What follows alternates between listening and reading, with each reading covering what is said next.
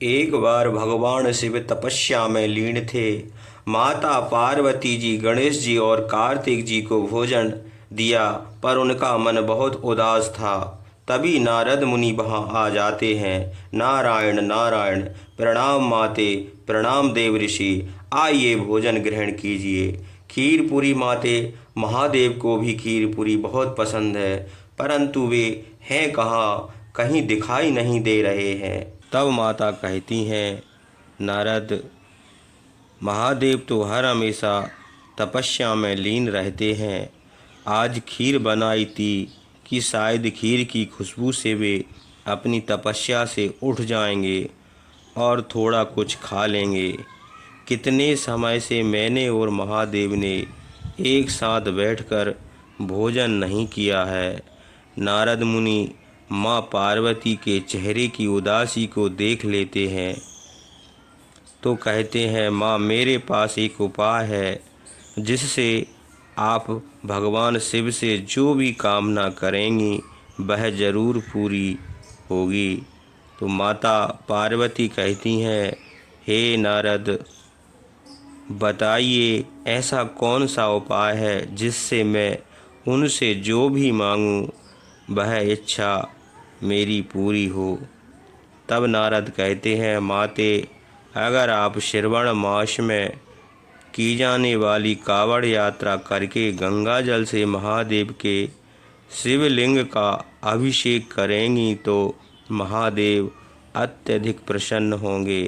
कहते हैं, जो भी भक्त सच्चे मन से कावड़ यात्रा पूरी करता है, भगवान भोलेनाथ उस भक्त की इच्छा बहुत जल्दी पूरी करते हैं।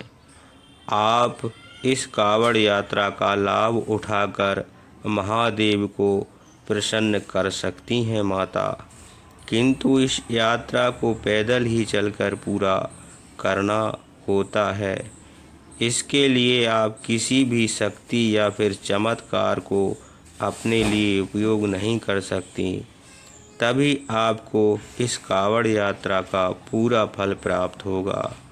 भगवान भोलेनाथ को प्रसन्न करने के लिए आप जानते हैं देव ऋषि, मैंने वर्षों कठोर तपस्या की है, तब जाकर प्रभु मुझे पति रूप में प्राप्त हुए। तो फिर मैं उनके प्रेम को पाने के लिए कोई भी कठिन तपस्या कर सकती हूँ। इसलिए मैं कावड़ यात्रा अवश्य पूरी करूँगी।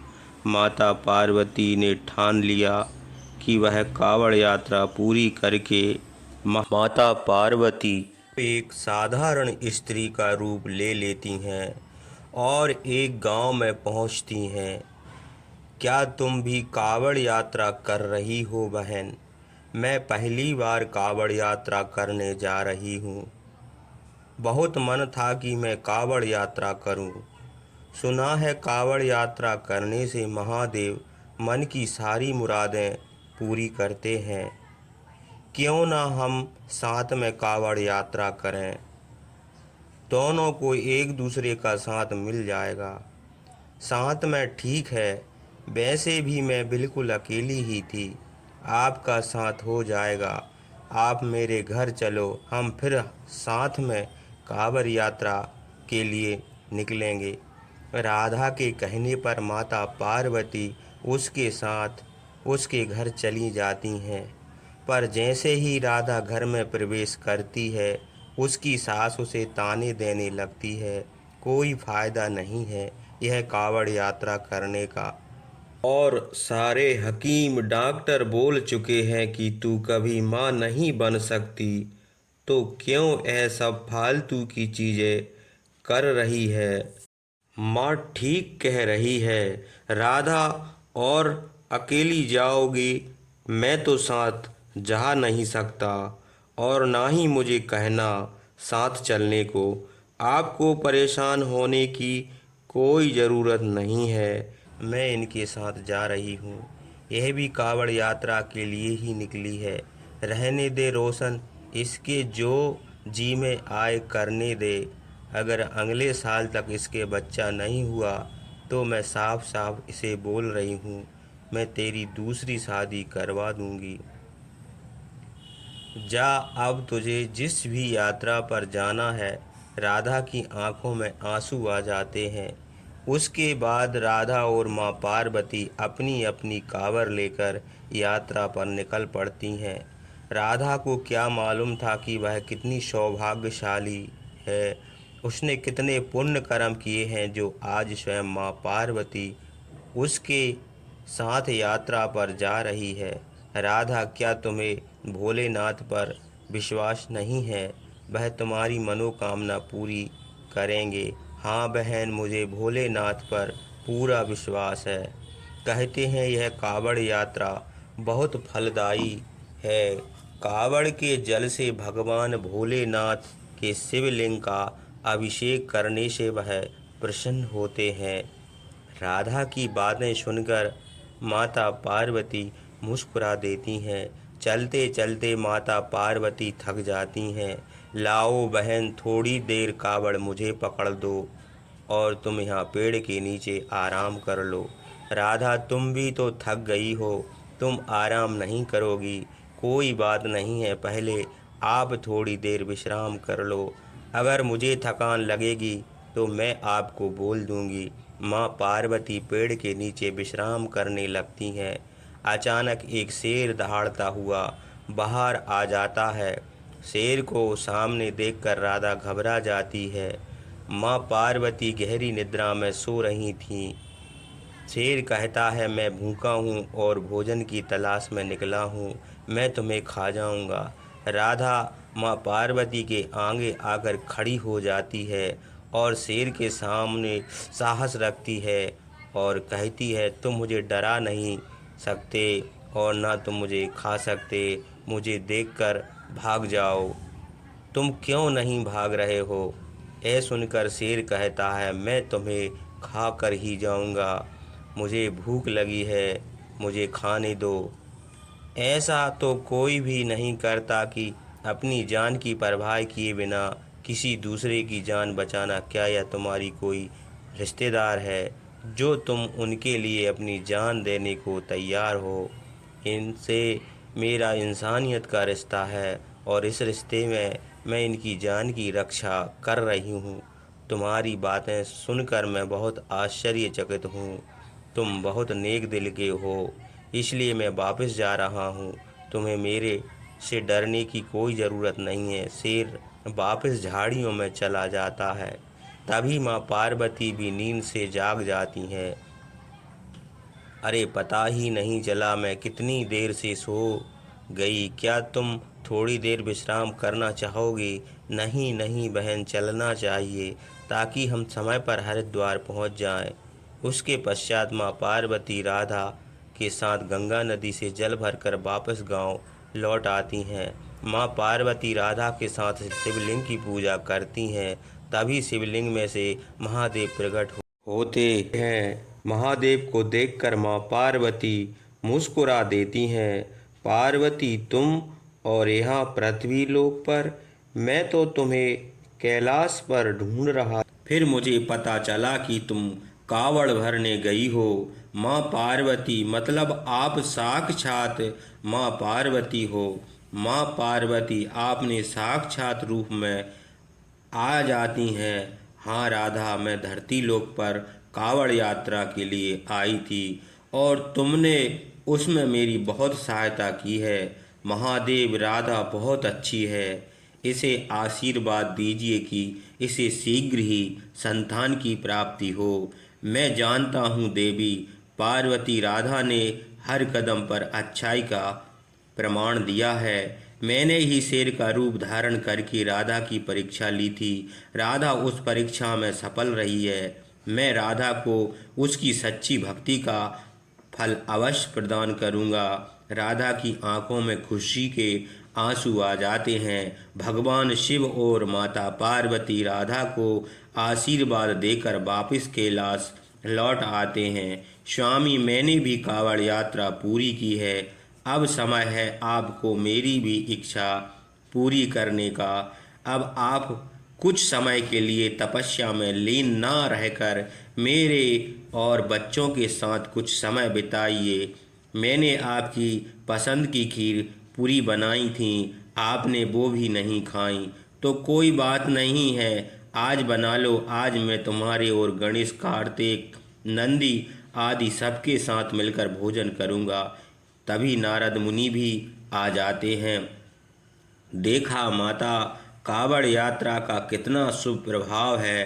अब तो आप मान गईं कि कावड़ यात्रा करने वाले सभी भक्तों की इच्छा महादेव अवश्य पूरी करते हैं। बिल्कुल देव ऋषि नारद, आप बिल्कुल सही कह रहे हैं। अच्छा, आज मैं फिर से खीर पूरी बना रही हूँ।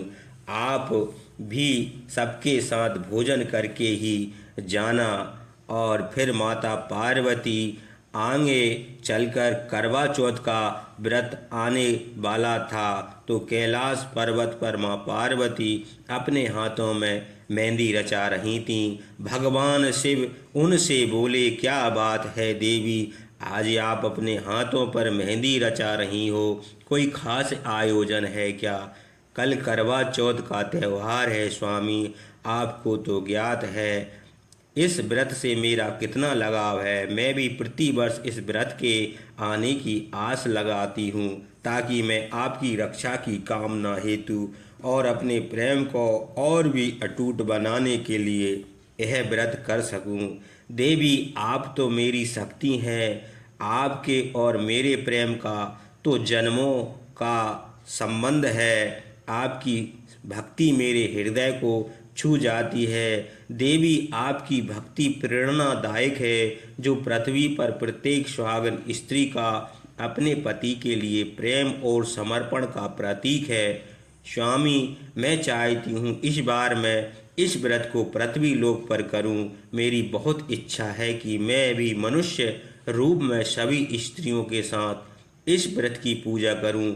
जैसी आपकी इच्छा देवी पार्वती। यदि आपकी मृत लोक पर यह व्रत मनाने की इच्छा है तो आपको पृथ्वी लोक पर अवश्य जाना चाहिए। ठीक है स्वामी, तो फिर मैं तैयार हो जाती हूँ। कल प्रातः ही मैं धरती लोक पर करवा चौथ का व्रत मनाने के लिए चली जाऊंगी। अगले दिन सुबह ही माँ पार्वती एक बहुत सुंदर स्त्री का रूप धारण कर लेती हैं और धरती लोक पर एक गांव में पहुंचती हैं। वहां पर करवा चौथ की बहुत चहल पहल थी।